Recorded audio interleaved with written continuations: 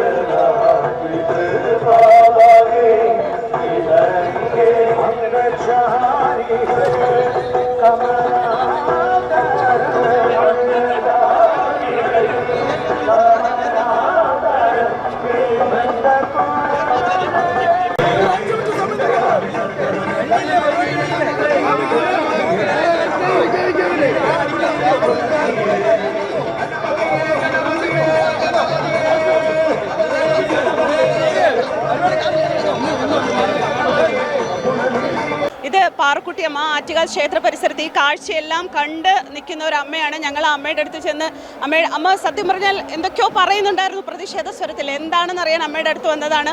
അമ്മയ്ക്ക് പറയാനുള്ളത് നമുക്ക് കേൾക്കാം. അമ്മ ഇപ്പോൾ ഇവിടെ ഒരു സംഘർഷാവസ്ഥ ഉണ്ടായി. BJPയുടെ ബോർഡിന് മുന്നേ, BJPയുടെ കൊടിയുടെ മുന്നേ പിണറായി സർക്കാരിൻ്റെ ബോർഡ് കൊണ്ടുവച്ചു. അതിവിടെ വലിച്ചു കീറി. അങ്ങനെ അങ്ങോട്ടും ഇങ്ങോട്ടും പ്രശ്നമുണ്ട്. എന്താണ് അമ്മയ്ക്ക് പറയാനുള്ളത്? തെറ്റാണ് ചെയ്തത്. അദ്ദേഹം നമുക്ക് താങ്ങും തണലും തന്നുകൊണ്ടിരുന്നാണ്. പെൻഷനൊക്കെ കറക്റ്റായിട്ട് തന്നാണ്. ഈ ആളുകൾ വന്നേ പിന്നെ ഒന്നും തരണില്ല. ഭർത്താവും ഇല്ല, ആമക്കളും ഇല്ല, 2 പെൺമക്കൾ മാത്രമുണ്ട് എനിക്ക്. കിടക്കാടം പോലും പൂശാൻ തന്നിട്ടില്ല അമ്മമാർ. 10-20 കൊല്ലമായി കട്ടായിട്ട് കെട്ടിട്ട്. കേൾക്കണമെങ്കിൽ അവിടെ ചെന്ന് പോയി ഇവിടെ എനിക്ക് കാലും കൈ എടുക്കാൻ പോയി. വീട്ടിൽ കൊണ്ട് തന്നുകൊണ്ടിരുന്നാണ്. 60 രൂപ പെൻഷൻ ഇന്ദിരാഗാന്ധി തന്നുകൊണ്ടിരുന്നാണ്. ഇദ്ദേഹം വന്നേ പിന്നെ കൂട്ടി. നമ്മളെ PAP വന്നേ പിന്നെയാണ് നമുക്കെല്ലാം തന്ന് ഞങ്ങളെ കാത്തു രക്ഷിച്ചത്. ഇപ്പം യവന്മാർ വന്നേ പിന്നെ ഒന്നും തരില്ല. ഇവരൊക്കെ ഇപ്പോഴത്തെ വന്ന് നമ്മളെ കഷ്ടപ്പെടുത്തണം. അമ്പലത്തിൽ വന്നാൽ സമാധാനമായിട്ട് പ്രാർത്ഥിക്കാനും കൂടി സമ്മതിക്കില്ല. ഇല്ല, ആഹാരം ഇല്ല വീട്ടിലാത്തിരുന്ന ഇവിടെ വന്നാൽ ഇത്ര ആഹാരമെങ്കിലും പിന്നെ അമ്മേരെ നടയിൽ തരും. അല്ലാതെ ആരുമില്ല, ഭർത്താവില്ല, മക്കളില്ല, ഒന്നുമില്ല. 60 വിധവാ പെൻഷൻ 40 വയസ്സ് ഭർത്താവ് മരിച്ചതിനൊക്കെ എനിക്ക് പെൻഷൻ തന്നില്ല. 60 വയസ്സായതിനൊക്കെയാണ് തന്നത്. ഇത് ഈ അമ്മയുടെ സങ്കടം പറയുന്നത് ഇവിടെ ഈ ഒരു സംഘർഷാവസ്ഥ കൂടി കണ്ടപ്പോഴാണ് അമ്മയ്ക്ക് ഇത്രയും സങ്കടം വരുന്നത്. കാരണം ഒരല്പനേരം ഒരു വയറുണ്ണാൻ ഒരു ആഹാരം കഴിക്കാൻ ആറ്റുകാൽ അമ്മയുടെ സന്നിധിയിലാണ് ഈ ഉത്സവ സമയത്ത്, ഈ പൊങ്കാല സമയത്ത് ഒരുപാട് ആൾക്കാർ വരുന്നത്. വിശപ്പ് അറിയുന്ന, പട്ടിണി അറിയുന്ന ഒരു അമ്മയാണ്. ഇവിടെ ഭക്ഷണം കഴിക്കാൻ വരുന്നിടത്ത് പോലും സമാധാനം തരുന്നില്ല എന്നാണ് അമ്മയുടെ ഈ ഒരു സങ്കടം. ഇതുപോലെ ഒരുപാട് സങ്കടമുള്ളവർ തന്നെയാണ് ആറ്റുകാൽ അമ്മയുടെ നടയിൽ സങ്കടം പറയാൻ വരുന്നത്. ആ സങ്കടത്തിന് മുന്നിൽ പോലും രാഷ്ട്രീയം കളിക്കുന്ന ചില ആൾക്കാരാണ് ഇതിന്റെ ചുറ്റുമുള്ളതെന്ന് ഓർക്കുമ്പോൾ സത്യം പറഞ്ഞാൽ സഹതാപമാണ് തോന്നുന്നത്. അമ്മ അവിടെ വരുന്നോണം.